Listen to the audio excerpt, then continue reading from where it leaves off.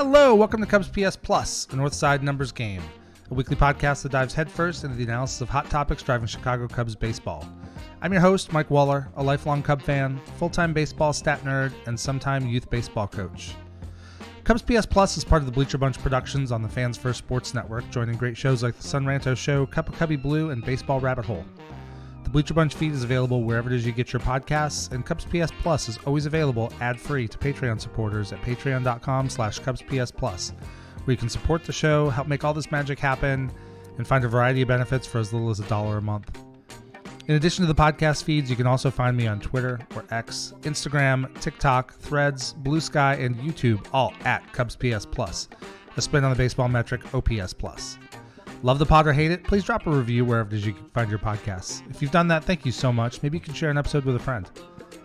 It's May 7th, 2024. The Cubs are 21-15. Justin Steele is back, and there's a lot to talk about. Are you ready? I'm ready. Here we go. Welcome into episode 77, the Clint Frazier episode of this podcast. This week I want to talk through how this team has been treading water through a variety of injuries and highlight the obvious problem areas and how things are likely to change as people come back from injury, like Justin Steele did last night. Included in this, I also want to take a deeper look at Javier Assad and why he continues to be quite good, in spite of kind of a general consensus view that he's just bound to regress. I don't think that's going to happen. We'll get into why. So where are the Cubs right now? The Cubs are 21-15. I tweeted earlier this week they've been kind of bouncing back and forth between 5 and 7 games over 500, which is not maybe the ideal place to be. They've definitely had a lot of games that they could have won had things gone differently, had the team hit more, had the bullpen come through a little bit more. But this team is also well ahead of last year. Last year, this team famously had a 14-13 April, which was okay. Then they had a disastrous 10-18 May and started June slowly before playing really at like a 95 win pace for about 3 months until they ran out of gas in September. And there are reasons to be a little bit worried about this team. Yeah, the bullpen continues to not come together. Now, preface this by saying bullpens are often very much a work in progress early in seasons. You have a new mix of guys. You've got some kids coming up for the first time. You have people in new roles. Guys have transitioned out, transitioned in, and it takes time. Craig Counsell has said as much. Craig Counsell has a lot of experience with a lot of really good bullpens in Milwaukee. This one is coming together slowly. And really, it's kind of a mixed bag. I mean, the one guy out of the bullpen that so far this year I would 100% trust is Mark Leiter Jr., which is a little ironic since I basically spent 2 years talking about how he might be the next one cut by the Cubs. And this kind of feeds the Javier Assad question. Like, there were a lot of things looking at Mark Leiter Jr. that made me just question whether success he was having was real or whether it was just kind of flukish and eventually they'd figure it out and then he would go back to being kind of the mediocre pitcher he had been before. Now, in Assad's case, the mediocre pitcher he was before doesn't really apply because he's a younger guy. But there's still that eyeball test, that trust factor. And obviously what changed with Mark Leiter Jr. is he went from being a vaguely passable bounce around the league journeyman starter / long reliever to a guy who has a really, really, really nasty split. And he's really focused on that split and exploited it to the max. And that's made him a really good short inning reliever. So he's been really good this year for the Cubs. And we go to everybody else in the bullpen. I would say that I don't have major issues with Hector Neris. Now, he's off to a rough start. He's not commanding the strike zone the way he needs to command the strike zone. He, like Leiter, has a nasty split finger.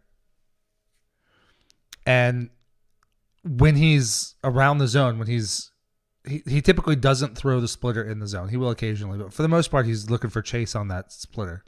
And same with Mark Leiter Jr. If Neris is controlling the fastball, if he's getting ahead on the fastball, if he's keeping the split near the strike zone, but just low, just into a lefty, just low away to a righty, that type of thing, then he's really effective. He gets a lot of swing and miss, gets a lot of chase, gets a lot of weak contact. Guys will chase that pitch out of the zone. They might make contact with it, but when it's, when the bottom's falling out of it and it's coming through under the strike zone, you get a bat on it, you're basically going to beat that in the ground. And that's where Mark Leiter Jr. gets a lot of ground balls for double plays, things like that. And it's really the same with Neris. But Neris has been a little bit more erratic with his command so far early this year. And so with that lack of command, if he's not commanding the strike zone, if he's all over the place spraying balls, nobody's going to chase the split. And that's where Neris has gotten himself into some trouble this year. Now, on the whole, I think he's been okay. He's getting better. And since he's been put in a closer for Adbert, he's been successful in his saves. They've all been, not all. He did have one really clean one where he looked really good. But for the most part, they've been kind of heart attack inducing, and maybe that's just what we're going to have to live with for a while. But on the whole, I think he's going to be fine. He's got a good long track record, and it's stuff he's always handled. And when you look at the numbers, so I'll go to Mark Leiter Jr. He's got an 0.59 ERA. He's getting 10 strikeouts per 9 innings. And you go to Neris, he's got a 3.46 ERA, 8.3 Ks per 9. On the whole, I think those are probably the two best relievers.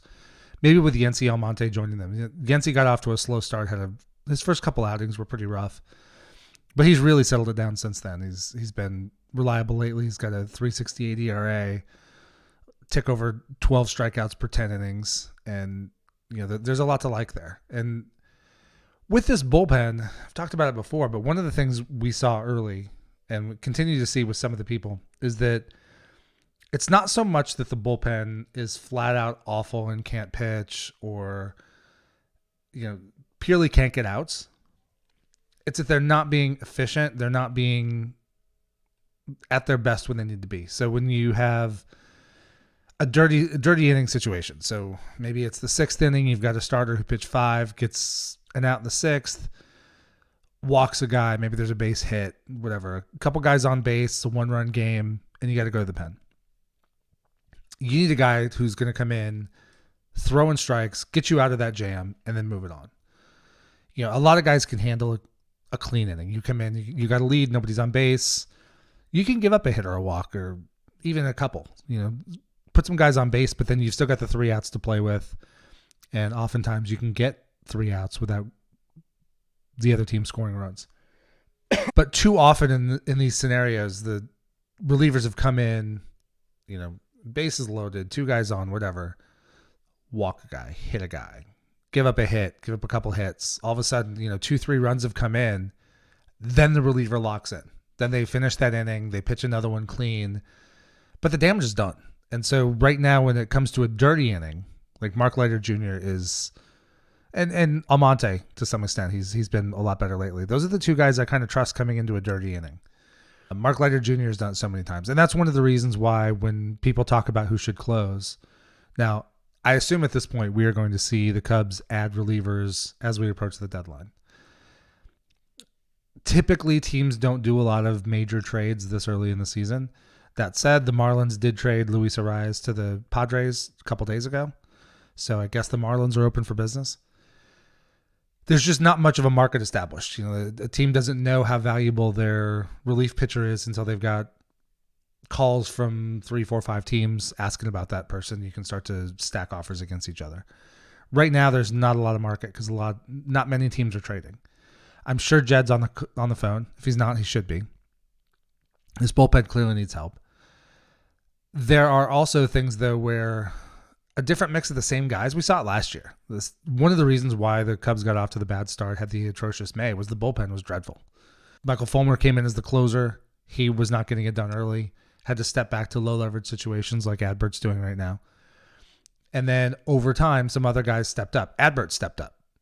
For all the struggles right now and for as non-confident and non-competitive as he looks sometimes, he was really good last season. I mean, he had converted 22 of 25 save opportunities. He had to pitch well to get into the closer role to begin with. He had a really good season, was a really high-end reliever. I'll stop short of saying he was elite, but he was very good. If we could have last year's version of Adbert, whether he's closing or not, I'm in. That's a good pitcher. And as Adbert came into that role, that allowed everybody else to slot back. So they had Julian Merriweather. Got off to, it was a rough start, but it was really his first 2 outings, so that kind of poisoned fans for a few weeks. But, he sort of settled into that 7th, 8th inning, come in, get guys out, whatever. he could get out of a dirty inning. And then Fulmer, once he kind of rebounded from the low leverage stuff, he came back and was a good leverage reliever. And then Mark Leiter Jr. was doing his thing last year too. And this year the Cubs have just struggled. Like they've had, at times Luke Little has looked really good. At other times he's been a complete mess. Same with Daniel Palencia. I mean, he was, in the Mets series, he pitched 2 innings in an extra inning loss. In the first inning, he was absolutely nails. He was really good. And then the second inning, I wouldn't even say he was awful, but he came in and hit a guy, which set up a force play. So actually hitting a guy in extra innings with the Manfred Man, zombie runner, ghost guy, whatever you want to call it, on second base. Hitting a guy is not the worst thing in the world, except that his big weakness is being erratic with command. So he starts spraying the ball around, hitting guys. That's not going to go well. He did wind up losing that game, but then against the Brewers, he had a really good 9th inning in their win on Sunday. But he came in last night pitching on back-to-back days, and that did not go well at all. I mean, he was a little bit erratic, but then he had a lot of middle miss, and it kind of shows that even if you throw 100 miles an hour, and he wasn't hitting the 101 he was hitting the day before, which, you pitch multiple days in a row, you're going to lose some of that velo. But no matter how hard you throw, if you're hitting middle against major league hitters, they're going to do some damage, and that wound up being. He didn't give up all the runs. Richard Lovelady had already put guys on base and all that, so they weren't all charged to Palencia, but he did not pitch well, and that did not go well. But again, he's young. He's only been a relief pitcher for right about a calendar year. It was in May last year that they converted him in the minors from a starter to a reliever, and he continues to be a work in progress. And he's young, and I think he'll get there, but he's been a struggle. Richard Lovelady is a guy. I'll lump up Lovelady with Colton Brewer. So those are 2 guys that the Cubs signed to minor league contracts. They had them in spring training as non-roster invitees. They both showed some things. Neither one made the opening day roster and went to Iowa, but they both pitched reasonably well. And they've been called up recently. And they're not prospects. They're not particularly young. They're not highly regarded prospects. They've bounced around the league. So they're not guys that the Cubs have a lot of money invested in, a lot of money, time, effort, whatever. They're up, and now Richard Lovelady is a little bit different. He does have an option, so he could get sent back down to Iowa. So he could have a little struggle, send him down, keep him available. But Colton Brewer does not. So Colton is going to pitch until he either pitches his way into a role, or they need the roster spot, or he pitches himself out of a role. And if and when the latter 2 come, he will be designated for assignment and let go, unless if he clears waivers, he might agree to come back to the Cubs on a minor league contract and go to Iowa. But those guys right now Lovelady was rough yesterday, although he did give up some tough luck. I mean, he gave up a 78 mile an hour duck snort bloop single, and then he gave up a weak ground ball that was just happened to be deep in the hole, so Dansby couldn't make a play. After stolen bases, the infield comes in, and then he gets a ground ball that would typically be some kind of out, but he gets it through the drawn-in infield, 2-run score. That was his day. So it was not a great day for him, but he also did not pitch as poorly as the numbers might indicate. But then you go through it, and other guys that have been in the bullpen. Adbert Alzolay has been a total train wreck. I mean, he's blown 5 saves. He's given up 5 home runs. All but one of the blown saves involves giving up home runs. The last one against Milwaukee last Friday, he didn't give up any home runs. Didn't even give up a lot of hard contact, but he's just not being effective. He's not getting the outs he typically does. One of the issues with him at closer is he doesn't get a lot of swing and miss. So if you look at Adbert's numbers, he's striking out about 7 per 9 innings, and that's one of the lower numbers on the team. I mean, he's not very far ahead of Kyle Hendricks or Jameson Taillon, who are known for not being big strikeout guys. Right there with Javier Assad, who's also known as not a big strikeout guy, Justin Steele. But those are starting pitchers. So Adbert was a starting pitcher for a long time, but the injuries piled up, kind of prevented him from being a starting pitcher. And so now he's a short or long-term reliever, short or long inning reliever. and that's how it's going to go. And he's just got to figure it out. I mean, the issue with him right now is he does not have options. He cannot go to Iowa to go work it out. So the only options are to keep him in the bullpen and find work for him until sufficient time has passed that you either decide we just have to cut ties or that he figures something out. The other option is if there's something wrong with him physically, go on the injured list. Otherwise, you got to designate for assignment and move on. I don't think anybody is at that point yet. Well, some fans are, but some fans say a lot of things. Adbert's still young. He's been pretty much, he's never really been a bad major league pitcher. He's had injury issues, things like that. But he is not, this is his first really, like bad start to a season. Mostly he's been hurt and coming up through the minors. But the challenge right now is because of all those injuries in the past, because he wasn't able to break up to the big leagues earlier than he has to date. A lot of those years they had to option him back to Iowa, and that uses up those 3 option years. So now at this point, you have an 8-man bullpen under today's rules, and with an 8-man bullpen, playing the games they're playing, especially so far this season, the starters have not consistently gone deep, although that has been changing lately, which is great. It's really hard to hide a guy with an 8-man bullpen. So if he's going to be on the roster, he's going to have to pitch. And now nights like he pitched an inning last night. That was a good time to get him in. Cubs are down 6-3 against the Padres. They would wind up losing 6-3. But he was able to come in, get through an inning, scoreless. There was a little bit of noise on the bases, but he picked a guy off, had another walk, so he's still working through it. But those are the kinds of outings he's going to need. Unfortunately, it also means that you can't always just hold him for those low leverage situations. If you play a run of close games, just like him getting in the game on Friday, it was if I remember, it was a 1-1 tie.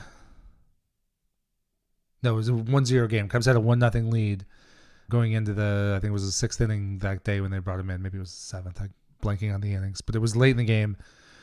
And maybe ideally right now you wouldn't go to Adbert in that spot. You would want to go to somebody else.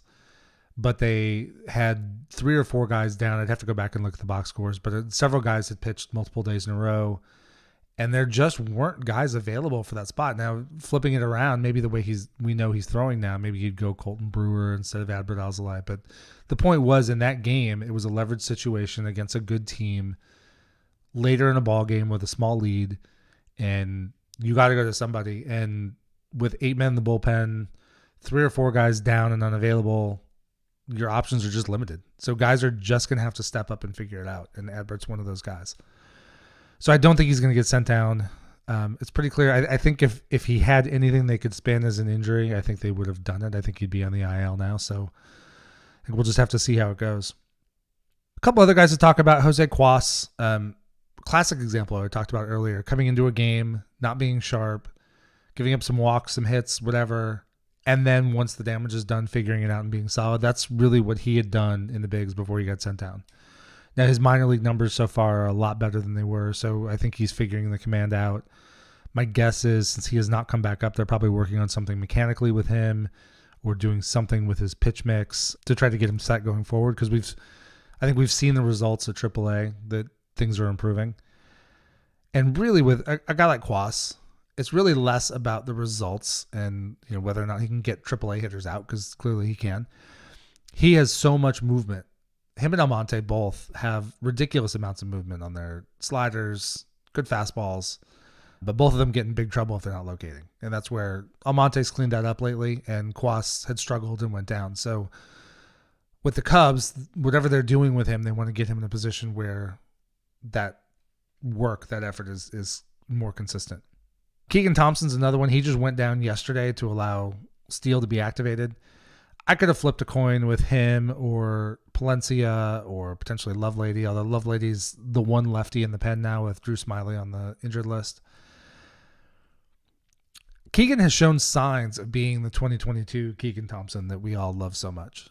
And if we can get that guy back, that would be a huge, massive lift for this bullpen. His last outing, he was not good on Saturday, I think. But he had been pretty good before then. Right now it's a numbers game. Guys are going to go up and down. That's how the whole Des Moines to Chicago shuttle works during the offseason in the bullpen, or during the middle of the season in the bullpen. He's a guy we'll see back. I mean, on the whole, his numbers, he's got a 3.38 ERA, striking out almost 12 batters per 9. He's not walking a lot of guys. He's got one of the lower walk rates on the team, which is good. Where he gets himself in trouble is if he just leaves too much over the middle of the plate, and that's plagued a lot of guys. The Cubs need Julian Merryweather back, I think.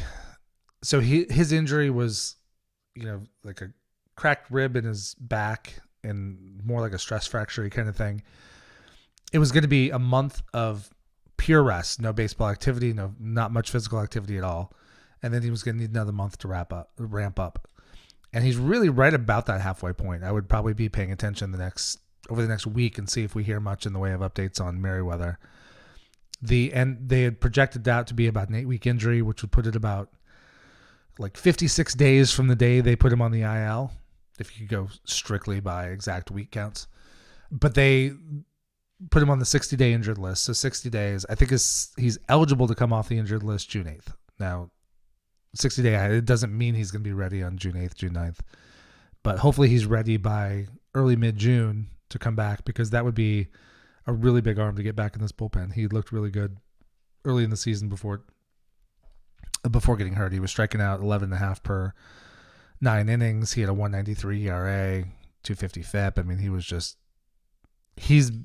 was probably that arm that could have been the linchpin to kind of help hold all this together. Like, he probably would have been the next in at closer for Adbert, which takes some pressure off Neris, which takes some pressure off Leiter. One of the things I'm a little bit worried about with Leiter is one of the things that happened last year with the bullpen is because they had to play at such a clip for so long to get back into the race and put themselves in position for the playoffs, they had to overuse a bunch of guys. They were really relying on 4 guys last year in the bullpen. It was mostly Adbert, Fulmer, Merryweather, and Leiter Jr. And so they had to make a ton of appearances.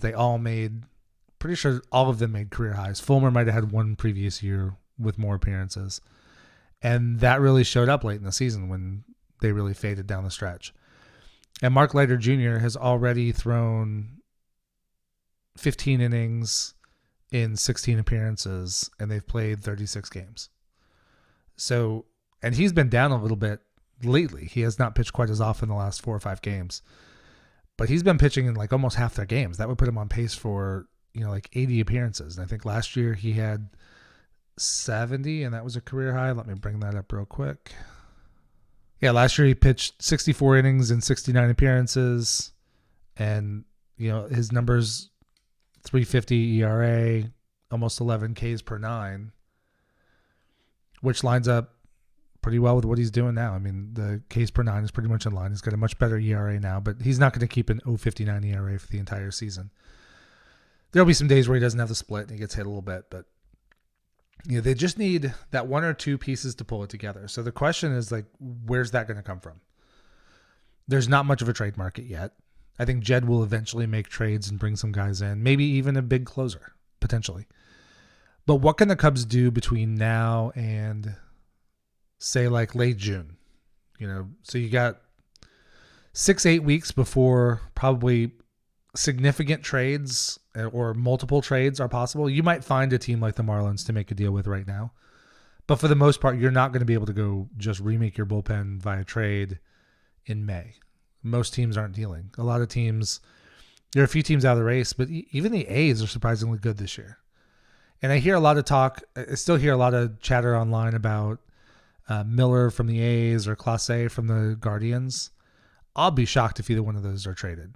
One, both teams are surprisingly good. The Guardians lead the Central right now and have one of the better records in baseball.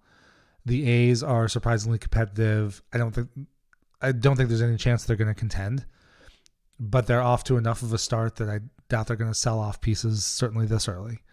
But then you also look at their contracts. So Clase is signed for this year plus 3 more at $4 million a year. So this guy is a top-level closer.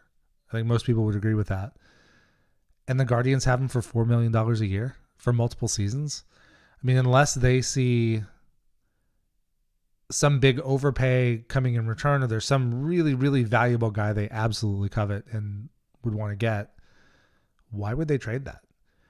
I know they're always looking to save money, but you're not going to get better performance for $4 million a year than they're getting from Class A right now. And Miller is still he's not even arbitration eligible until 2027, and he's not a free agent until 2030.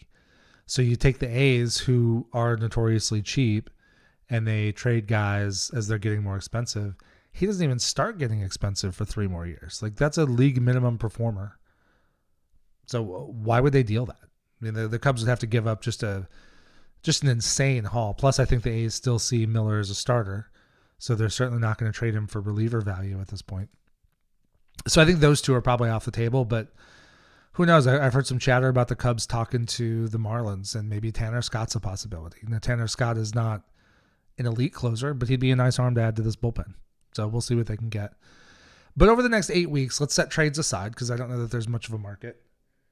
So they're really looking from within, or they're looking at guys who are just available kind of off the streets today.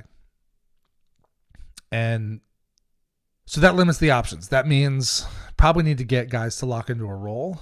One thing that is coming, though, so the Cubs have had a ton of injuries. They've had Jameson Taillon miss his first probably 3 or 4 starts. He didn't start the year on time. He's been pitching really well since. Justin Steele gets hurt opening day. Didn't come back until last night, where he looked really good, but was obviously on a pitch count after missing 5 weeks. Kyle Hendricks has been rough, but he's been hurt. Jordan Wicks has been on the injured list with some forearm pain. It sounds like he's doing okay. He's back to doing some long toss, so hopefully he'll be back on the mound soon. And Drew Smiley's been hurt, which takes a lefty out of their bullpen. That said, the starting pitching has been absolutely amazing. The Cubs are like 4th in the league in starting pitcher ERA.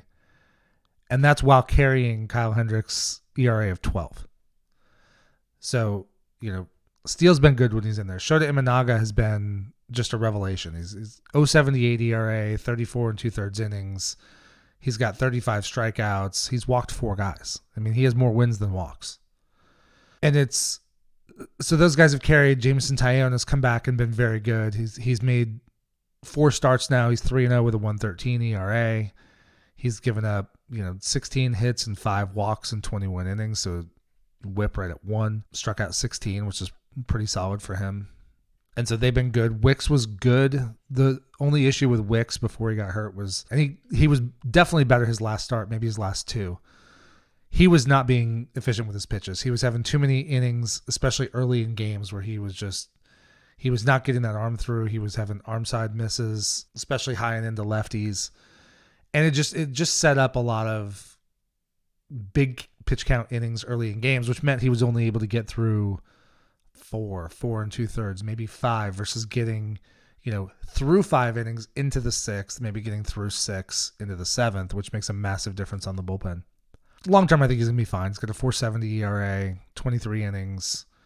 He's given up 26 hits, 9 walks, and a lot of that has come in those first couple innings. Once he settles in, he's been quite good. And then let's talk Javier Assad. Well, I want to talk about Javier Assad, but let's get through this as it relates to the bullpen. Javier Assad's been sensational. He's been, ever since he first came up, he was this kind of chunky guy that wore these goofy glasses when I first saw him in 2022. I knew he had a good season at Iowa, but when you look back through his history, like his history's not that amazing. We'll get into it. But he's been really, really good. 7 starts, he's 3-0 with a 1.66 ERA, 38 innings. He's given up 27 hits and 12 walks. So, he's keeping that whip down this year, which is great. He's got 31 strikeouts, which is trending up a little bit for his career, but he's been really effective. And then we have Ben Brown and Hayden Wesneski have stepped in. And, Ben Brown's ERA is still a little thrown off. It's a 4.23, but he's been much better than that. He got lit up his major league debut, and they brought him up in Texas. I think it was the second game of the season, second or third game of the season, and they brought him in a relief role, and Texas just absolutely destroyed him that day. But he's been really good since. He's been good as a starter, albeit again still kind of with some of the efficiency. He had 1 start that he went 7 innings, or went into the 7th. Let me bring up his game logs. Yeah, so his first day he came up, the major league debut, he went 1 2/3 innings against Texas. gave up 5 hits, 2 walks, gave up 6 earned runs. I mean, he just got jumped. But then he threw 4 innings, gave up 1 run against Colorado. Got a start against San Diego, went 4 2/3, gave up no runs. I think that was his first start. I think Colorado may have been out of the bullpen. No, I think they were both starts. No, Colorado's out of the bullpen. San Diego was his first start. Then in Arizona, he went 6 innings, gave up 1 run. And then since then, he's been kind of in and out of the bullpen. He did have a start in Boston. That was a game they lost 17-0. He wasn't great. He pitched 3 2/3 innings, gave up 3 runs, 7 hits, no walks, 4 Ks. That was just not a good day for the Cubs, but he would not be their worst pitcher that day. So there's that. Against the Mets, he was pretty good. He only got 4 2/3. Again, for him, it's about being efficient with pitches. In that game against the Mets, he walked 5, gave up 3 hits. You walk 5, strike out 5, you're running up some big pitch counts, and that's going to make it hard for you to extend in games. But now that some of these guys are coming back. So Steele came back, Keegan Thompson goes to the minor leagues, and now Ben Brown is in the bullpen. He's got a great fastball and a good curveball, and the two of them play really well together. And that we'll see what it does for him as a starting pitcher. Guys can succeed on 2 pitches. Justin Steele does. Other guys have. He has a really good fastball curveball combo, but that has always played very well at the back end of bullpens. And, especially when he's able to shorten up and go, he's consistently upper 90s when he's starting, but when he's relieving, he's able to go a little bit more concentrated and get a little bit more, 97 to 99 on the fastball versus maybe more being like 95 to 97 because you got to stretch it out and make it go 5-6 innings. I think he's going to be a really valuable addition to this pen. That's another guy who doesn't have a lot of experience in terms of being a shutdown guy at the back end of the bullpen, so I'm not going to throw him like right in a closer. I might even ease him into dirty innings. Like that's a skill that takes time. But you bring him in 1 or 2 run lead, 7th, 8th inning, I would not have a lot of worries about that right now. And so the next starter back, I don't know if Wicks or Hendricks will come back first. Hendricks is going to start tonight. It'll be a second rehab start. He had one in Tennessee last week. He's going to start for the Iowa Cubs tonight. We'll see how that goes. He may be back soon. And Jordan Wicks hasn't been out as long, so he may not need a rehab stint. So I don't know if he'll proceed and be able to get back before Hendricks. Whoever the next one back is, probably knocks Hayden Wisniewski out of the rotation. Hayden's been great since he came back up. He started the year, stretched out in Iowa as a starter, and came up. He pitched very first day up. His roommate Mervis has to wake him up to tell him he's getting called up to Iowa. He leaves at like 1 a.m, has flight delays, whatever. He gets to Arizona on no sleep, and starts and goes 4 innings, and it just nails. It's like 4 scoreless innings. And he's been really good. His last start was his best start. He started against Milwaukee on the 3rd. He went 6 1/3, scoreless, 3 hits, 2 walks, 8 Ks. Unfortunately, that was also the day that Adbert came in and blew up, and the Cubs wound up losing 3-1. But he's looked really, really good. He's going to stay in the rotation until either Wicks or Hendricks come back. And the Cubs haven't made this announcement, so this is just my own assumption, but I'm guessing he's going to be the next one out of the rotation. But he's also a guy who has had success last year, especially out of the bullpen. He can go back and forth. He can throw multiple innings. He can also come in. And he's another guy like Ben Brown. Like, he throws pretty hard. When he's starting a game, he's probably living more like 95, 96. But if he's coming in for 1 inning, 2 max, he can run that up to, I've seen him pump 98, 99 before. So he can get up there. He's got that nasty slider. He's pitching with a lot of confidence right now. And whoever comes back next, Hendricks or Wicks, when they get into that, put Wisniewski back into the bullpen, now all of a sudden you look at arms you can trust, and probably going to keep Neris on the back end for now. Mark Leiter Jr. is 100% in the circle of trust right now. Yency Almonte is throwing really well. You start adding Ben Brown, Hayden Wisniewski to that mix. Colton Brewer and Lovelady are okay-ish. Maybe they stick, maybe they don't. Pushes Palencia down to lower leverage. Maybe at some point he changes places with Keegan Thompson, and Keegan comes back up and Palencia goes down. And then that allows you to push Adbert to a little bit less leverage until he's able to show that he can do more. The other thing with Brown and Wisniewski in the bullpen is those are those multi-inning guys. They can come in if a starter is short, if I don't know, Wicks comes back or Hendricks comes back and they're on a pitch count for their first start back, or they don't quite have it. They're up at 75 pitches through 4 innings and you got to go to the pen. You don't necessarily have to stack up 5 guys to throw that day. You can go to Brown or you can go to Wisniewski, and they might be able to bridge you to the 8th or 9th inning. Come in and just get outs. Go throw 3 or 4. And the nice thing about having 2 of them available to do that, I don't think you want them both to do it all the time, although it would kind of help keep them stretched out because inevitably there are going to be more injuries. They'll have to make spot starts, things like that. If you only have one of those guys in your bullpen, and let's say Kyle Hendricks is getting a lot of obvious attention right now. Like, is he done? Is he cooked? Is his career over? I don't necessarily think so yet. His stuff is still, if you go look at the models on StatCast and look at pitch movement profiles, velos, things like that, his stuff actually lines up really well with what he threw last year. He's getting the same movement. He's getting the same velocity. He's just not locating. And we've seen Kyle Hendricks fix command before, so I'm hopeful he can do it again. But there's probably no scenario where he doesn't at least get 3 to 4 more starts easily before they take other action. So let's say he comes back and still struggles. He's probably going to get 3 or 4 starts. If they only have one guy in the bullpen who can go long relief, then you're basically tying him to Kyle Hendricks for some foreseeable future. Well, with Brown and Wisniewski, you have 2. So you may be able to get that out of some other guys too. We've seen Daniel Palencia go 3 innings actually. But with Brown and Wisniewski, you've got 2 guys you can do. So you could do that twice in a week. Because unfortunately, once a guy throws 3-4 innings in relief, they're going to be down almost like a starter. They're going to be down for 3 to 5 days, depending on how many pitches they threw. But having the 2 gives so much more versatility. Plus, they're both, I think, going to show that they're able to work out of a jam, be good in late leverage innings, things like that. And as we saw last year, if 1 or 2 pieces click, if Neris is able to settle in as, the closer, or Almonte and Leiter become the 7th, 8th inning guys, which I think they probably more or less already are. But you add like one more to that mix. Now you've got somebody pretty consistently. You can start the 6th, get to the 7th, mix and match, because those guys can't pitch every day, and the Cubs are playing a lot of close games.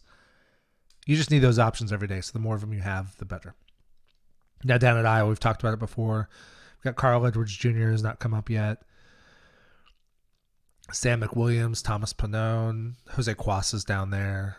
Riley Thompson is throwing really well as reliever this year.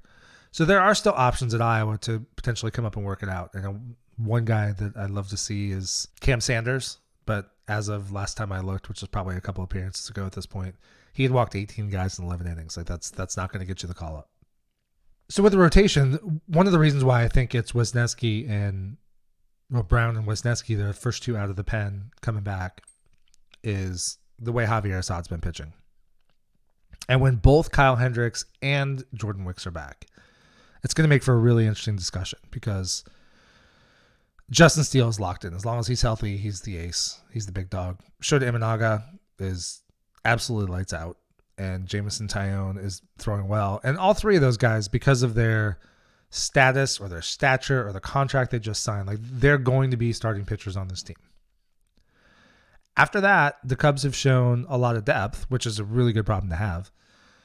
And they've also shown that there's not a huge amount of difference necessarily between Brown, Wisniewski, Wicks, Assad, and eventually Cade Horton. He's made his AAA debut that was a little bit rough, but he still got through it. The stuff looked pretty good.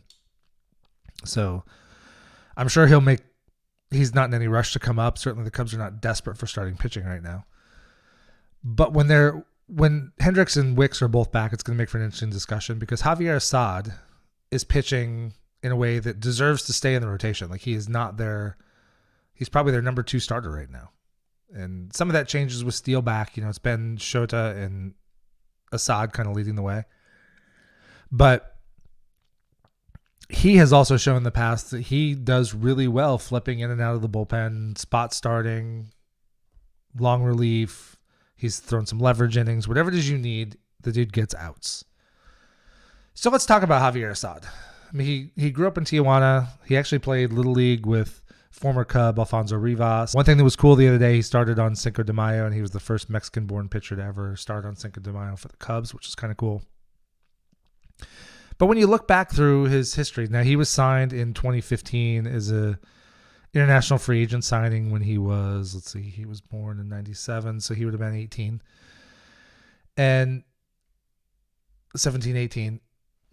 And he was never, I think he made some top 30 lists, but he was never like a top 10 Cubs prospect. He was not somebody that like, just wait till this guy hits the bigs. Got off to a quick start, had a good season in rookie ball in 2016. After that, it was kind of mid. 2017, he had a 4.23 ERA in low A. 2018 in A ball, he had 4.4 ERA. He was starting to look better in 2019, 3.87, mostly a starter. And he got up, he threw 116 innings in 2019. Now, of course, 2020 happened with COVID. There's no minor league system. He was not good enough to be on the Cubs taxi squad. So basically, he took a year off, as so many guys did. And it didn't help him. So he came back in Double A in 2021, and he really wasn't very good. I mean, he threw 93 innings. He went 4-8, had a 5.32 ERA. His walk rate jumped up. He had typically been right around 3 walks per 9. He went up to 3.5. His Ks did go up too, so that was a sign that maybe he was working on something. And then in 22, he came back and they had added a kind of change up his mix. They worked on his two-seamer and worked on the slider, and the slider played off the two-seamer really well. And that's when he started to really start to look a lot better. So he came back in Double A in 2022. He threw 71 innings in 14 starts, 2.51 ERA. Again, actually, that's when his strikeout rate jumped. I saw the wrong number before. He jumped up to 9.3 Ks per 9 innings. Walk rate bumped up a little bit, but was okay. And then when he went to AAA, he really settled in. It was 7 starts, 36 innings, so small sample size warning. But he kept the 9 strikeouts per 9 innings, cut his walk rate basically in half to 1.7, and had a 2.95 ERA. And that's at the end of 2022 is when he got the call up to the bigs. So when he comes up, he's kind of this, young baby face, chunky looking dude with weird glasses who doesn't look like an athlete. Like, I don't know. Yeah, let's give this guy a shot. Because at that point in 2022, they were taking a lot of fringe guys and saying, hey, can this guy be a dude? And that was a chance to kind of flow through a bunch of guys and see, is there something here that we're going to continue to work with, or are we going to move on and do other things? And he was impressive. He came up at the end of 2022 in the bigs, made 8 starts through 37 2/3 innings. A K rate was more back to what we see from Assad now, more like 7 Ks per 9, and his walk rate was jumped way up, 4.78, which was probably the big warning sign. That's one of the reasons why people were kind of down on him a little bit. Just too many base runners, too much trouble. But he managed to do all that to a 3.11 ERA. And what's interesting as you look through, so 3.11 ERA, and then in 2023 split time between the majors and the minors, mostly in the bigs, but did have 4 starts in the minors, mostly earlier in the season. 3.68 ERA, again back in the minors, 9.2 Ks per 9, but still with that 4.3 walks per 9. And in the bigs last year, 109 innings, 32 appearances, 10 starts, still, almost 3.4 walks per 9 innings, giving up about a homer every 9 innings. But he had a 3.05 ERA, and this year he's a 1.66. K numbers right about where it's been, 7.34. Walks are down this year, down to 2.8, but still above much of what he had done in the minors for his career. And what's interesting is when you look at his expected ERA or his FIP, and these are ways to kind of combine what's actually happened with maybe what should happen or what the eyeball test maybe tells you. And so when he came up in 2022, his expected ERA based on the contact he gave up and all that was 4.49, and he was 3.11. So that makes you naturally scream. He was lucky. He's not throwing hard. He's not fooling guys. He's not getting all that stuff. And when you look at his FIP and his expected FIP, FIP is fielding independent pitching. So Javier Assad throws a lot of ground balls. And he's certainly benefited over the last year or so by the Cubs having a really good infield defense. So it makes sense that his ERA is below his fielding independent pitching, because they say basically if you take fielding out, what would a guy give up? If you have just league average fielding across the board, what would you give up? And, his FIP was 4.49 and his expected FIP was almost 5. So in 2022, that's a guy that kind of screams lucky. And then you look at his numbers from last year, 3.05 ERA, but an expected ERA of 4.64. And you look at the FIP and it's 4.29 compared to the 4.49 the year before. But now that gap's tightening up. So the expected FIP was 4.35. So basically his FIP was what it was expected to be. And so it's interesting that he had such a big gap between his ERA and his expected ERA. And there are reasons for that, but you can see some of these gaps kind of narrowing. And now this year, his ERA is 1.66. He still has an expected ERA of 3.22. His FIP is 3.22 and his expected FIP is 4.15. And those are some of the reasons why people tend to think of him as lucky. Now, let me flip over and go to Baseball Savant. When you look at Baseball Savant, some of the things it gives you a lot of percentile rankings, and it kind of shows you how good a guy's stuff is, how good a guy's measured results are on the field. And measured not in terms of hits and walks and runs and Ks and all that, but this is things like expected ERA, expecting batting average against. It's giving you pitching motion, K rates, walk rates, exit velos, all that kind of stuff. And so when you look at Javier Assad from 2022, a lot of areas he doesn't qualify because he did not throw enough innings. But he had a pretty valuable fastball. So again, the fastball, especially that two-seamer, has always been probably his best pitch. And then when you look across the rest, he's not a high velocity guy. In 2022, he was 28th percentile in baseball for fastball velocity at an average velo of 92.6. In 2023, he's 29th percentile at 92.8. So he's right around that same zone. He's going to consistently be about 92, 93. He'll bump it up a little bit occasionally. Extension, he's pretty decent on that, but that's not a huge major factor for a guy like Javi. What really pops out, and when you start looking at 2023 versus 2024, because there's more sample size, is in 2023, again, feeding into those reasons, all the expected ERA, FIP versus ERA, all that kind of stuff. The underlying reasons why, he's got a really good sinker, he's got a good mix of pitches, he can keep guys off balance, but his breaking ball overall value was not super high last year. And the biggest reason for that is he doesn't fool hitters. Well, he kind of does. He doesn't fool hitters in the way that like strikeout pitchers do or any of that kind of thing. Last year, he was 4th percentile in baseball in chase rate. So that means he doesn't induce a lot of guys to swing outside the zone. And he was 11th percentile in whiff rate. So 11th percentile in getting guys to actually swing and miss. And when you're not getting chase, you're not getting whiff, that means a lot of balls put in play. That means you're relying heavily on your defense. And last year he was 78th percentile in average exit velocity, which means he was pretty good. His average contact given up was about 87.5 miles an hour. A lot of ground balls. He was 74th percentile in baseball in ground ball rate. Does not give up a lot of barrels. So barrels is a specific measurement. I think it is 95 miles an hour exit velo or higher with a 21 degree launch angle. You guys can correct me on that. 36th percentile in hard hit rate. So he's a guy who gets by on weak contact.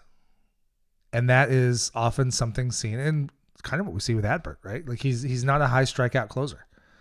So he relies on balls in play. So there are days where, especially as you shrink that sample size. So for Adbert, he's trying to get through one inning with a 1-run lead. Now he's given up too many home runs, so that's been an issue for him too, dealing with lefties. But like that inning against the Brewers, he gave up some cheap hits. But when you're relying on contact, that brings that BABIP luck factor into play. You give up a couple flares, they're hits. So without the whiff, without the chase, he's 33rd percentile in K rate, 30th percentile in walk rate, which is actually not that bad. It's a little, it's below average, but it's not awful. But when you're giving up a lot of contact. You're going to give up a lot of weak hits, at least a certain number of weak hits, and you're going to tend to put guys on base with the walk. And one thing we've seen with Javier Assad is he will pitch himself into trouble sometimes. That's who he is. It's what he does. He's also really good at getting out of it. And part of it is getting ground ball double plays, all that kind of thing. And then this year, comparing last year to this year, his overall pitching value has been amazing. Like his numbers are off the charts this year. His fastball run value is 99th percentile in baseball. And that sinker is really working for him. He was 97th last year. This year, his breaking ball run value and his off-speed run value are up to 75th and 71st percentile. So those have gone from below average pitches to above. And we'll see over time, as the sample size gets bigger, if that holds as a sticky change or whether, he's just off to a really good start. But either way, like that fastball is right where it's been. His command is right where it's been. He's shown in the past, he's also a guy who doesn't seem to ever get flustered by the moment. He can pitch himself into trouble and look just as calm getting out of it as he does during an easy 1-2-3 inning. In the World Baseball Classic, he was really good. Like he went through the entire American or Team USA lineup, and I think only Mike Trout got a hit off him. And he's just he doesn't look imposing. He doesn't, even if you watch his stuff doesn't blow you away. He's not making guys look stupid. He just gets outs. He just gets outs consistently. Now this year, his whiff rate has gone from 11th percentile to 6th percentile. So it's even more down. What he is getting more of right now, and again, we'll see if this is sticky, is instead of being 4th percentile in baseball for chase rate, he's actually pretty close to a league average of 48th percentile. So he's right in the middle of the pack there. His fastball velo has actually fallen off a little bit this year, which hasn't seemed to hurt him at all. He's down to 17th percentile at 91.7, which is about a mile an hour slower than what he was throwing last year. And again, we'll see. It's been cold, so maybe that's something that will come back up. But he doesn't have an above average fastball anyway, so it doesn't really matter. And I don't think he's lost a ton on it. His expected batting average, expected ERA are way down this year. Still giving up right about the same rate, 35% barrel rate. He's a little bit better on hard hit rate. So, last year he gave up a few too many barrels. He gave up a few too many hard hit. He was 29th percentile in barrel rate last year, 36th percentile in hard hit rate. Now he's actually above average in hard hit rate. He's only given up, he's 67th percentile. 35% of his, 36% of his contact is considered hard hit. Barrel rate's pretty consistent. His ground ball rate's down a little bit. So that's, again, we'll see if that's small sample size or if that's playing out. But on the whole, like his stuff doesn't scream out at you. So when you break down what he throws his two-seamer, his sinker, about 30% of the time, averages about 91, 92 miles an hour. He goes to his cutter about 25% of the time. That's about 88 miles an hour. His four-seamer, he throws about another 25% of the time. That's around 92. And then he works that slider in, throws that about 10% of the time. And then he does a little bit of curveball changeup mix in, 6-7%. And when you look at those pitches, where he gives up the barrels, if you look at his pitch charts, he's really pretty good. Like he doesn't miss up with the slider very often. His fastball is right around the plate, and that gets him ahead of a lot of hitters. And you look at his, the zones where he tends to throw them the most. He does not leak a lot of stuff middle. He's typically low and into a righty with a cutter, typically up and into a righty with the four-seamer. With the cutter. The four-seamer, he'll move all over the place. A lot of times up and in or up and away to a lefty, down into a lefty, down away to a righty. Hits the spots pretty well. His slider is pretty consistently low and into a righty, low and away to a lefty. That's been a really good pitch for him. That pitch gets beaten into the ground a lot. Typically keeps his curveball down. His changeup is a little bit more scatter shot, but he doesn't throw it nearly as often. And when you look at his comps, his similar pitchers to him in terms of velocity and movement, you're looking at like Anthony DeSclafani, 2023 Chase Anderson, 2023 Colin Ray, this year's Miles Michaelis. Like those are guys who I've seen over the years and like, how is this guy any good? DeSclafani for years would shut the Cubs down. Like he just doesn't look like a good pitcher. Colin Ray's bounced around, but Miles Michaelis hated Cardinal. And if you you can also, Baseball Savant, look for comps by speed and movement. And when you look at it that way, by hitting profile. And there he's got a lot of similarities to Joe Ross and Andrew Heaney. So, he's got comps with guys who are established major league pitchers and have had nice careers. And the stuff just plays. You look back from 2022 through now, and he's always been sinker heavy. Cutter is his number 2 and four seamer is his number 3. Last year, he really increased the use of the slider. He went up threw it about 50% more than he had in the past. Now he's back down closer to 10% with the slider. We'll see if that holds. The curveball and changeup, he used to throw the changeup more than the curve. Now he throws the curve more than the changeup, and the use of those pitches are increasing, which is nice. It gives him a nice 6-pitch mix, and it allows him to work hitters in a lot of different ways. But he's still, largely sinker, cutter, four-seamer are his primaries, with his slider as his, number one go-to after that. And when you look at the pitch tracking, against righties, he's very sinker heavy. It doesn't throw that as much to the lefties. Lefties, he goes a lot more four-seam. Curveball is primarily for lefties. The changeup is exclusively to lefties. And, everything else is the cutter's pretty balanced. And he doesn't give the lefties the slider very often. So that gives him good mixes to go against both-handed profiles. And when you get into the raw stats on the pitches, they're not big movers. Like he doesn't have big induced vertical break like Shota Imanaga does on his fastball. He doesn't have elite. His cutter has above average movement. His slider is good. He's got above average horizontal movement on his slider. He's got about 6 inches horizontal movement more than the average slider. So that's a really good pitch for him. But really, he's just effective. He'll throw most of those pitches in any count. He's got clear ways of attacking each handedness of hitter, and he's just consistent, and he just gets outs. And I think he's a guy that I think at this point we have to believe it. You look at his overall stat profile, and he is at the major league level. He's up over 180 career innings at this point. He's made 25 starts. He's pitched in almost 50 games, and he's pretty consistent with that. Roughly 7.5 strikeouts per 9. 3.5 walks per 9. Hopefully he can continue to work on pulling that down. But he's got a career ERA of 2.77. There may be some, the league will continue to work on trying to figure him out. But now this is over the course of 3 seasons. And in 2022, at the end of that season, he was new. He was a rookie. Teams were looking at him. There wasn't much of a book. I don't know how much people necessarily even invested in developing a book on him. But last year he threw 109 innings. That's almost 110 big league innings.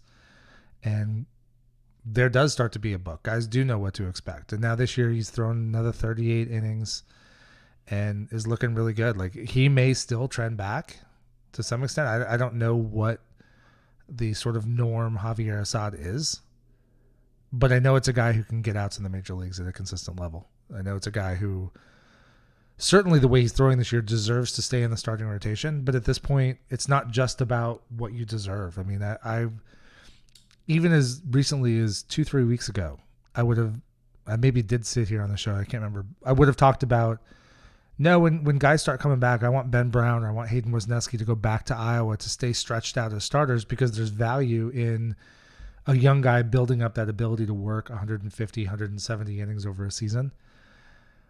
But I think there's time to make that up later. And at this point, I think we are,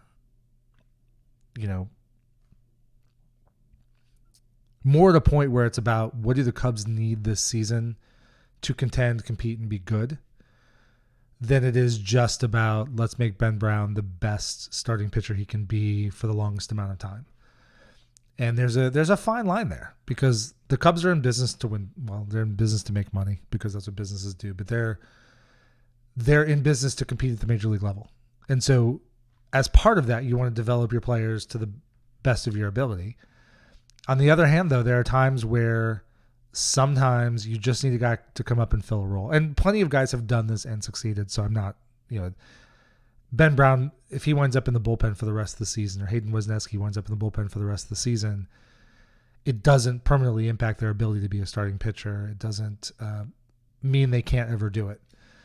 But right now, those innings are way more valuable to the Cubs being thrown in the 6th, 7th, 8th, 9th at the major league level for the Chicago Cubs than they are starting games for the Iowa Cubs right now. And I think the difficult decision they're going to have when Wicks and Hendricks both come back is, does Assad go to the bullpen and let Wicks start, or does Assad stay as a starter? Now, in that particular case, I think, at least to start with, I would probably send Wicks down to Iowa and let him continue to start. Wicks could throw out of the pen, but at some point, I guess we'll see what happens with Richard Lovelady. We'll see when Smiley's able to come back.